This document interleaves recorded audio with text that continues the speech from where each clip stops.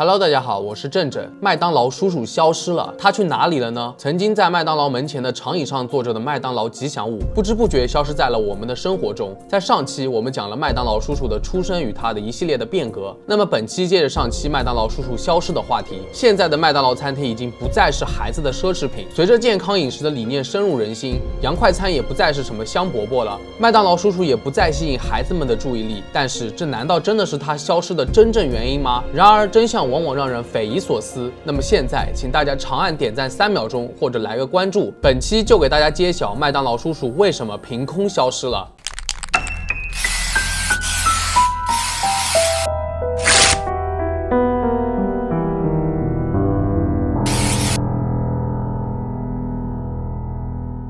其实大部分朋友都知道，麦当劳叔叔就是一个小丑。确实，小丑的形象在上一期提到的1960年到1970年期间是有趣、调皮、神秘的代名词，外表色彩丰富，特别抓人眼球。但是随着时间的流逝，很多人都越来越不喜欢小丑，反而成为了神秘黑暗的代表。如果按照这种想法，麦当劳叔叔的脸色惨白，血盆大口，身上的条纹衣服又像是犯人穿的，一点都不亲近。这白天看起来可能就没什么感觉，但是你要说是半夜路过麦当劳，门口坐着这么一个小丑还在冲你笑，想想也会觉得瘆人。当然了，麦当劳公司也意识到了这个问题，但是直到2012年，他们仍然不愿意放弃这个小丑形象，偷偷邀请了著名设计师进行了再一次的改造。在2014年，这次的麦当劳叔叔不再穿着连体衣了，换上了衬衫和红色西服，还带着一个领结。但是这次的麦当劳形象只是在互联网上进行宣传，并没有推出他的真人雕塑或者手办，而且新的形象也似乎并没有缓解大家对于小丑的焦虑，各大网络上都是对此表示不喜欢的讨论。其实在2010年，国际企业责任组织就已经在马赛诸塞州的波士顿市建议麦当劳叔叔下架，原因是因为儿童肥胖问题。然而麦当劳的首席执行官吉姆斯金纳当下就提出了并没有要下架的计划。之后在2011年的5月18日，国际企业责任组织又通过在主要报纸上投放广告，并启动几个专门用于退役该人物的网页，再次呼吁下架麦当劳叔叔。这次吉姆斯金纳又辩护说麦当劳叔叔是形象的大事，但此后不久，麦当劳叔叔便开始慢慢淡出广告中。偶尔回应关于麦当劳叔叔继续担任麦当劳吉祥物的评论和疑问，麦当劳只是说了说，麦当劳叔叔还在我们身边，他一直致力于推广麦当劳之家的慈善组织。其实真正的老粉们肯定都记得，我曾经讲过几个关于小丑的都市传说以及真实杀人案例，这些个例子几乎都是发生在美国这个国家的。明明是一个把自己丑化惹得众人嬉笑的人物，怎么的就是暗黑和犯罪的代表了呢？其实真正的导火索是在2016年，不知为何，一大群令人毛骨悚然的小丑突然出现在了地球上，出现在各大城市和安静的城镇中。这些恐怖的小丑袭击了美国、加拿大、英国等地区。这并不是什么万圣节，一开始大多数人都觉得只是个恶作剧，但最后变成了餐厅被小丑抢劫甚至杀人事件。那段时间里面，各大餐厅的麦当劳叔叔都几乎被雪藏了，不敢轻易出场。在2016年的8月，美国许多地方都有目击者报告发现了可疑人装扮成了小丑的样子，出现在了公园、学校、树林里面吓唬路人，有的躲在灌木丛中，或者在树上突然跳出来，有的则是跟踪上学的孩子，甚至引诱他们，还有的人是戴着恐怖的万圣节小丑面具，或者画了可怕的小丑妆，血盆大口，加上不怀好意的笑容，还发出了恐怖的声音，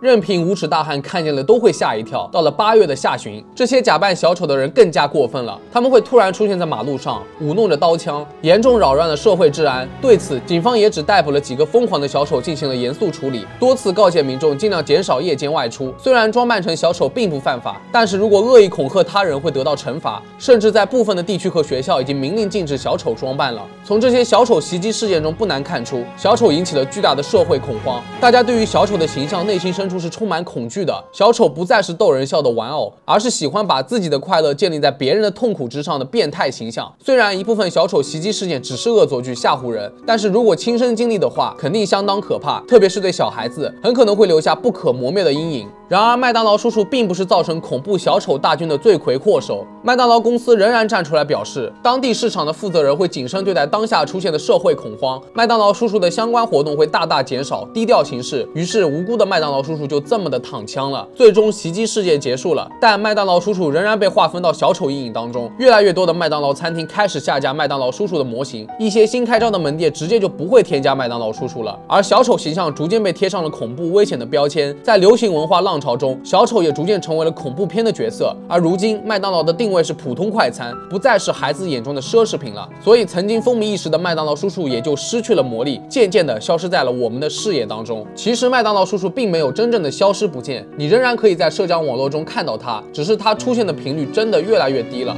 相当于消失了。那失去了麦当劳叔叔的麦当劳还是麦当劳吗？其实，在现代社会当中，有一部分00后或者10后的小伙伴可能已经不知道麦当劳叔叔的存在了。但是为了持续吸引小朋友，麦当劳的开心乐园主题餐厅依旧开着，定期还是会推出儿童玩具套餐。对于现在的孩子们来说，麦当劳里面有滑滑梯、有玩具，还有好吃的汉堡、薯条，就已经足够满足了，似乎已经不需要麦当劳叔叔作为陪衬了。然而对于麦当劳来说，品牌效应因为缺少麦当劳叔叔而大打折扣。在中国，为了商业宣传，麦当劳也偶尔会请明星来代言，但其实比起隔壁的 KG， 麦当劳反而并不会走那种靠请流量迷进来刷新品的路线，毕竟尝鲜只能刮起一阵风。要是想重新找个替代麦当劳叔叔那样深入人心的代言人，也属实不是一件简单的事情。所以在咱们中国，代言麦当劳的明星少之又少，同样的新品也就没有 KG 来得多。但其实在我们的生活中，也不只是麦当劳叔叔，属于我们的童年记忆都在慢慢的消退。随着时代的发展，各种事物都在尝试迎合年轻人，没有一个行业可以靠一成不变而成功。这么一想，在我们成长的20-30年，时代已经发生了巨变，麦当劳叔叔只是一个小小的时代缩影。不过遗憾的是，像麦当劳叔叔这种有年代感的形象，我们的下一代已经很难看到了，